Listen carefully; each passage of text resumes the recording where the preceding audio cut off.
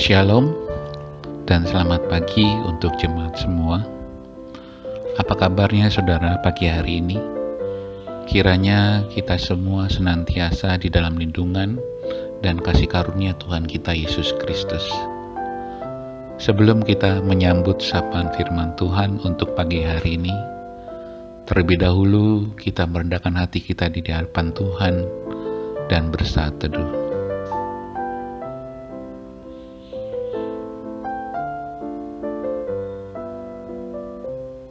Amin. Saudara sekalian, firman Tuhan untuk pagi hari ini diambil dari Efesus 2 ayat yang ke-20. Demikian firman Tuhan. Yang dibangun di atas dasar para rasul dan para nabi, dengan Kristus Yesus sebagai batu penjuru. Judul renungan, Jemaat di atas batu penjuru. Jemaat mula-mula, khususnya jemaat Efesus, memiliki pandangan yang berbeda tentang gereja, rumah, dan keluarga, di mana ia beribadah, bertumbuh, dan melayani. Paulus pada nats hari ini ingin tekankan bahwa status jemaat Efesus bukanlah orang asing atau pendatang, tetapi mereka adalah sewarga dari orang-orang kudus dan anggota keluarga Allah. Mengapa? Jemaat Efesus dahulu sebagai orang non-Yahudi, mereka tidak termasuk kewargaan Israel. Ada tembok pemisah dan perseteruan di antara mereka, jemaat Efesus dengan orang Yahudi. Hanya melalui penebusan Kristus, keterpisahan tersebut dapat dijembatani dengan sempurna. Tembok pemisah dapat diruntuhkan. Baik orang Yahudi maupun non-Yahudi dipersatukan di dalam satu tubuh, serta dibawa untuk menikmati perdamaian dengan Allah. Penebusan Kristus menyelesaikan perseteruan. Selanjutnya lahirlah keintiman yang dihasilkan melalui darah Kristus, sehingga menciptakan satu kesatuan. Tidak ada orang asing di dalam gereja, tetapi semuanya adalah satu keluarga, yaitu keluarga Allah.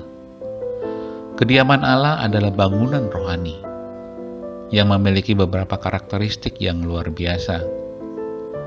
Sesuai dengan ayat 20, yaitu pertama, dibangun di atas dasar para rasul dan para nabi.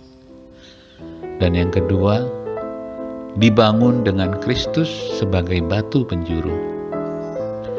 Para rasul dan nabi telah memberitakan kabar baik dengan Yesus sebagai batu penjuru.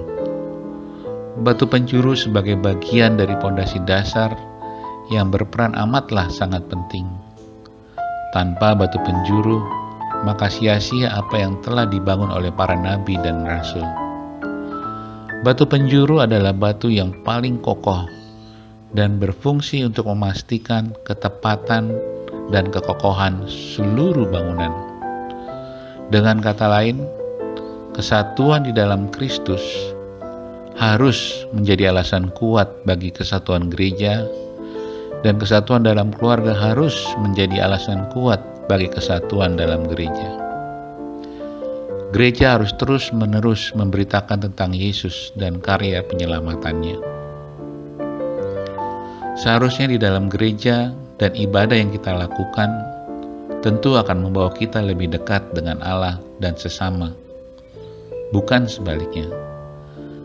Dengan kata lain, ibadah menemukan iman kita kepada Allah, dan persekutuan di antara orang percaya dapat membangun bait Allah yang sesungguhnya.